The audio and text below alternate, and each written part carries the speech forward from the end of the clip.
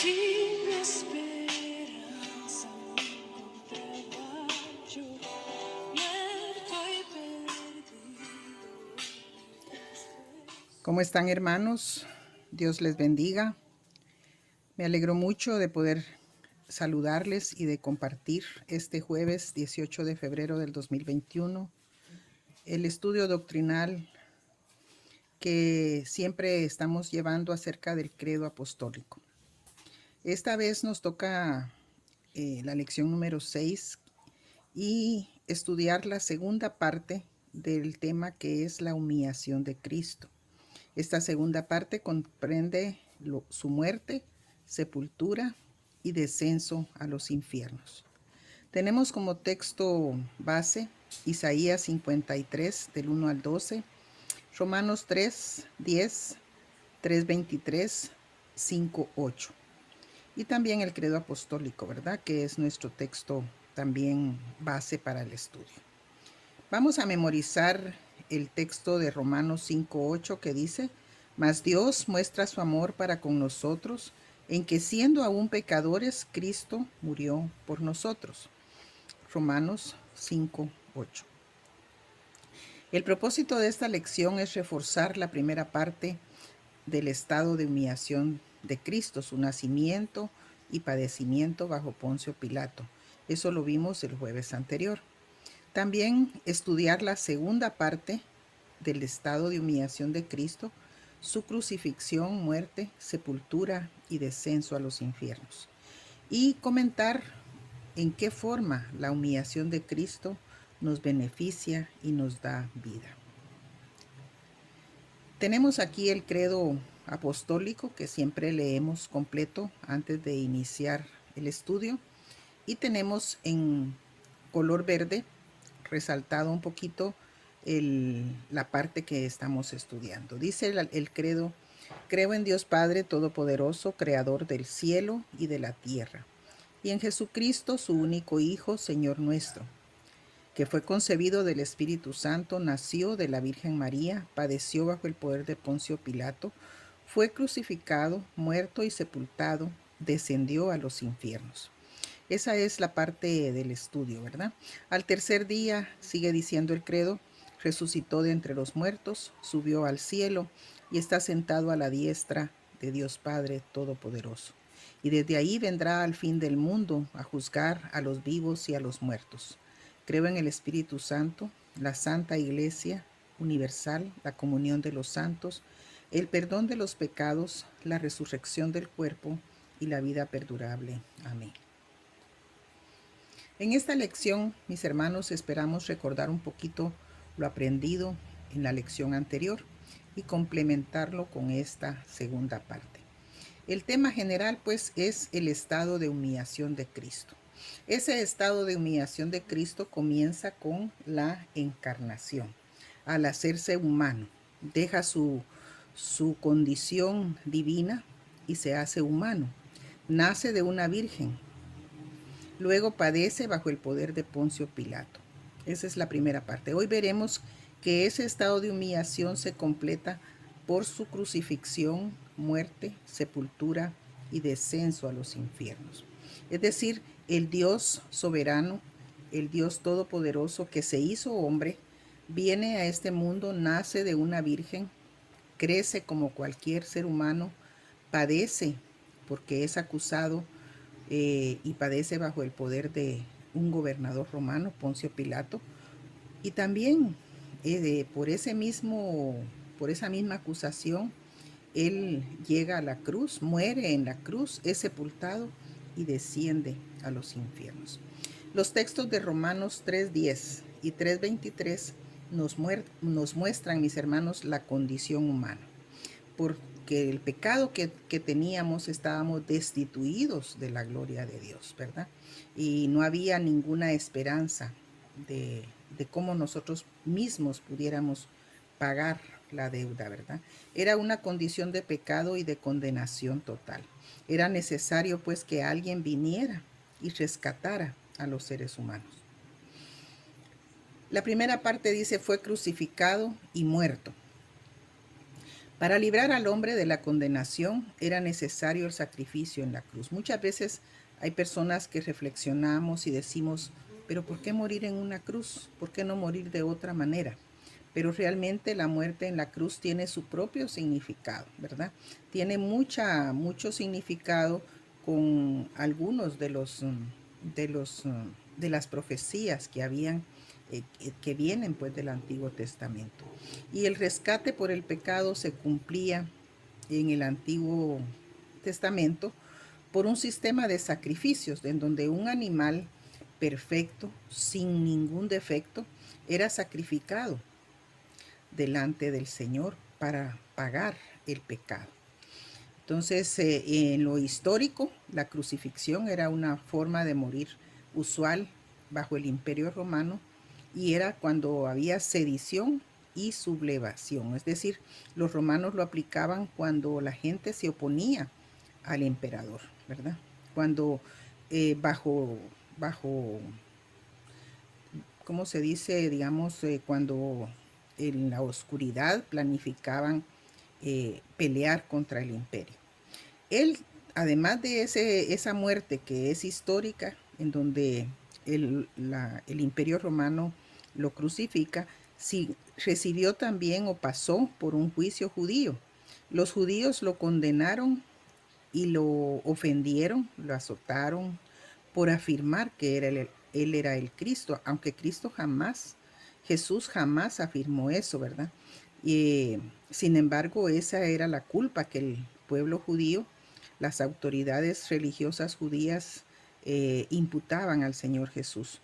Poncio Pilato lo juzgó en un largo interrogatorio y lo declaró inocente, porque realmente Jesús nunca dijo que él era el Cristo. Ahora, teológicamente, a través de sus padecimientos, de su muerte en la cruz, Jesús salvó a su pueblo. Recordemos ese texto de Juan 3:16 tan conocido, que Dios tanto amó al mundo que dio a su Hijo unigénito, para que todo aquel que en él creyera fuera salvo. Y todo sucedió también, mis hermanos, tenemos que entender eso como parte de un plan perfecto de Dios, un plan de redención que Dios proveyó para salvar al ser humano. Eso lo vimos también en los textos de Romanos, cuál era la condición de ese ser humano. Y la muerte en la cruz es el centro de la obra redentora que Cristo realiza, un sacrificio de forma voluntaria. De tal manera, mis hermanos, que volviendo a lo que decíamos del sistema de sacrificios en el Antiguo Testamento, en el que un animal podría ser un cordero perfecto, joven, tierno, pues, y que no tenía ningún defecto, se ofrecía, se mataba, se derramaba su sangre para pagar el pecado, para el rescate por el pecado, pues Cristo viene a ser ese cordero perfecto, sin defecto, sin pecado, que se entrega, ¿verdad? Y es sacrificado, podríamos decir, de forma voluntaria y solamente una vez. Fue sepultado. La sepultura de Jesús es parte de su padecimiento y parte de su estado de humillación. Aunque según el relato del Evangelio, la sepultura fue provista para él por José de Arimatea, quien también se encargó de sepultarlo. Y en el Evangelio se dice también que participó Nicodemo. Me parece que es en el Evangelio de Juan, donde se dice que Nicodemo se acercó llevando un compuesto de aceites y especias que servían para preservar el cuerpo, ¿verdad? Ahí también se menciona en los evangelios que había unas mujeres presenciando ese momento en que Jesús fue sepultado. Luego dice en la última parte del tema que estamos estudiando, descendió a los infiernos. Y esa sí es una frase, mis hermanos, que no es fácil de interpretar. Es algo muy controversial, ¿verdad? Que los estudiosos, los teólogos han debatido por años. Para muchos, esta frase del credo apostólico es metafórica. Quiere decir que el sufrimiento en la cruz fue el infierno para Jesús. Entonces, muchos creen que cuando en el credo decimos descendió a los infiernos, se está refiriendo a que sufrió tanto que fue para él un infierno. Pero sin embargo, Pablo corrobora en Efesios 4:9 que es la interpretación del texto griego, ¿verdad? Y da la idea de que eso se refiere a su sepultura. Y se lee que descendió a las partes más bajas. Entonces, esa es otra interpretación que se entendería como que descendió a la tierra porque él estuvo eh, sepultado, ¿verdad? O estuvo en la sepultura. Y que también se relaciona con la interpretación de su encarnación, ya que él bajó del cielo a la tierra. Fíjense que aquí les acabo de mencionar yo así de manera rápida dos interpretaciones diferentes. Una, que la frase es metafórica, que solamente está diciendo que descendió a los infiernos porque el dolor en la cruz, su muerte dolorosa en la cruz, fue como un infierno, ¿verdad? Y la otra es que se refiere a que estuvo en las partes más bajas de la tierra, como dice Efesios 4:9, y entonces que eso es lo que quiere decir el credo cuando dice que descendió a los infiernos, es que estuvo en la sepultura. Sin embargo, mis hermanos, al leer nosotros el credo, no se puede aplicar esas ideas. Fíjense que dice, fue crucificado, muerto y sepultado. Descendió a los infiernos.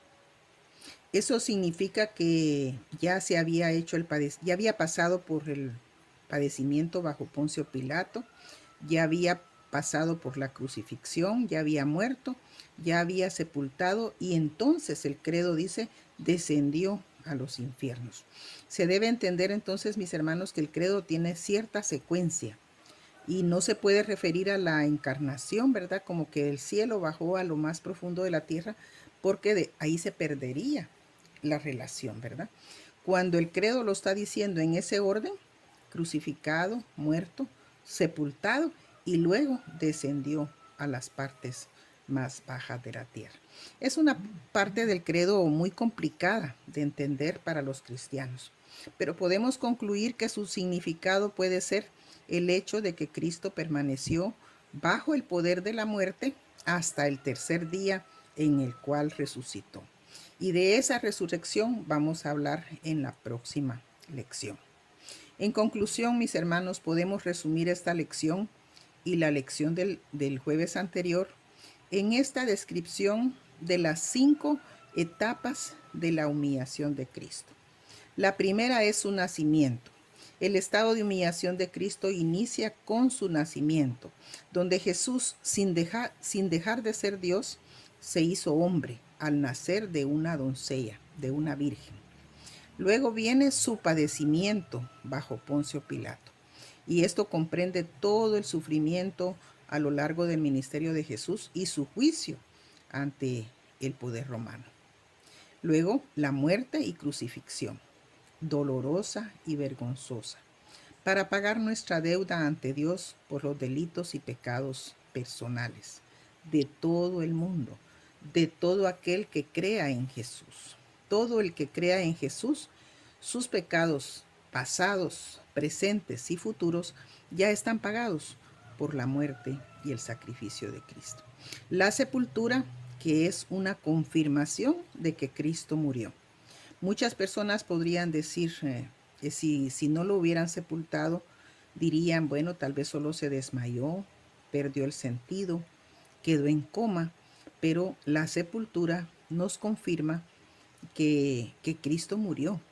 Y está en los 4 relatos del Evangelio, está la forma en que Jesús fue sepultado. Claro, cada uno de los evangelistas la narra de diferente manera, pero los 4 coinciden en que Jesús fue sepultado. Y el descenso a los infiernos, descendió a los infiernos, que podría significar que Cristo, como les decía, permaneció bajo el poder de la muerte hasta su gloriosa resurrección.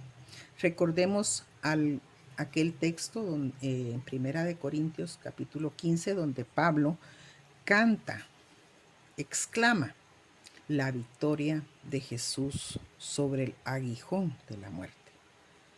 ¿Verdad? Porque él realmente en ese capítulo 15 expresa que la muerte fue vencida por Jesús.